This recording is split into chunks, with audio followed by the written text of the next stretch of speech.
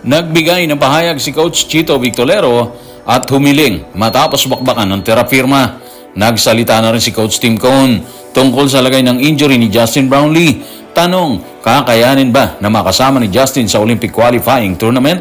Tutukan natin ang lahat ng yan, pero bago yan, hihingi po tayo ng isang subscription sa lahat ng dumadaan sa ating munting channel kung nagugustuhan nyo ang ating palabas. Kung medyo mabigat ang subscription, siguro kahit isang like at isang share na lang po yan. Okay na po ako dyan. Maraming salamat. Matapos magtala ng mababang 51 points at talunin ng Meralco, bumangon ang grupo ni Coach Chito Victolero ng bakbakan ng terapirma. Bunga niyan, nagbigay ng pahayag si Coach Chito. Ano ang sinabi niya sa interview ng media? Tutukan natin si Coach Chito sa report ni Jonas Tirado na Inquirer. Isang laro lang yon, hindi mo kami mahuhusgahan sa isang larong yon.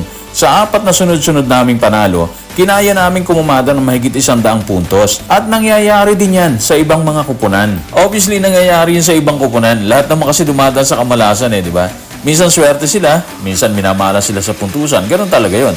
May mga issue na sinasabing merong ganon, merong ganito, pero wala tayo sa position para magbigay ng anumang pahayag tungkol doon. Anyway, yung pahayag ni Coach Chito, ang dating po sa akin nun is ayaw na nilang maulit pa yon. Umaasa siya na sana hindi na maulit yung ganong pagkatalo. Isipin nyo 51 points lang ang kinana nila, tapos yung Meralco 74. 23 points ang tambak sa kanila nun. Luckily, nakabangon sila doon.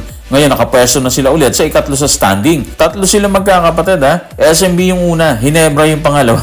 So, ibig sabihin, pasok na pasok sa quarterfinals yung 3 prangkisa ng RSA. Kung naniniwala si Coach Chito na hindi sila pwedeng husgahan ng lahat sa isang laro lamang, umusal naman siya ng panalangin para sa koponan sa pagpapatuloy ng conference. Ano ang dasal or hiling ng butihing coach na Magnolia?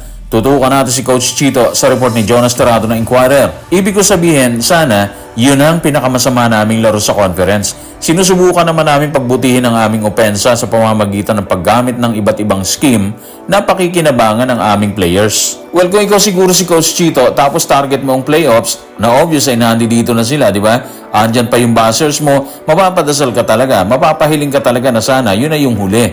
Yung huling masamang laro, di ba? Kasi wala naman talagang coach na gugustuhin matalo siya Dagdag pangit na record sa kanya yon. Kung ikaw yung coach, pangit sa iyo yon. Record mo yon. So ngayon, gumagamit sila ng sinasabi niyang scheme na mag-benefit or makakatulong sa players and of course kalaunan sa kupunan. At dahil andito na sila sa ikatlong pwesto ng standing, sa palagay natin, mas pagbubutihin ni Coach Chito yan. Posible kasi na bumalik na yung kumpiyansa nila matapos bakbakan ng terapirma. Habang dasal ni Coach Chito na huli na nilang pinakamasamang laro sana ang laban sa Meralco, kinalabit naman ng The Manila Times si Coach Tim Cone tungkol sa injury ni Justin Brownlee na ngayon ay nasa Indonesian Basketball League. Ano ang pahayag ng The Manila Times?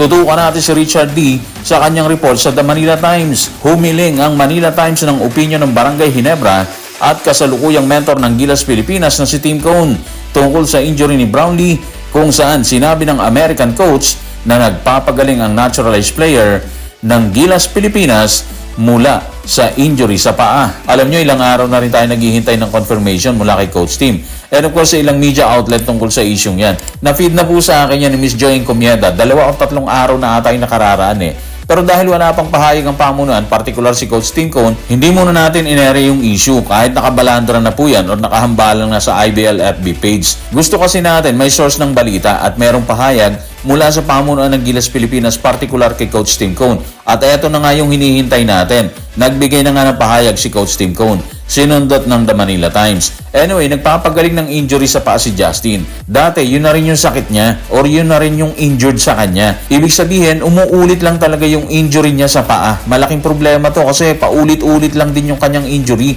Posibleng maranasan niya ulit yan habang nasa Olympic qualifying tournament. Kung ayon sa The Manila Times ay nakausap nila si Coach Tim Cone at kinumpirma ang issue, ano ang naging pahayag ng butihing coach tungkol sa injury ni Justin Brownlee? Tutukan natin si Richard D. sa kanyang report sa The Manila Times. Oo, alam namin yung injury.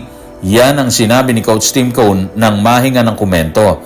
Yan din yung dating paa. Dagdag pa ni Coach Tim Cone na tinutukoy ang pinsalang natamo ni Brownlee ilang sandali matapos niyang pangunahan ng Gilas Pilipinas sa men's basketball gold medal noong 2023 Southeast Asian Games sa Phnom Penh, Cambodia. Okay, so kumpirmado na yung paa ni Justin na nadali, di ba? Yung paa niya na na-injured habang nasa Cambodia.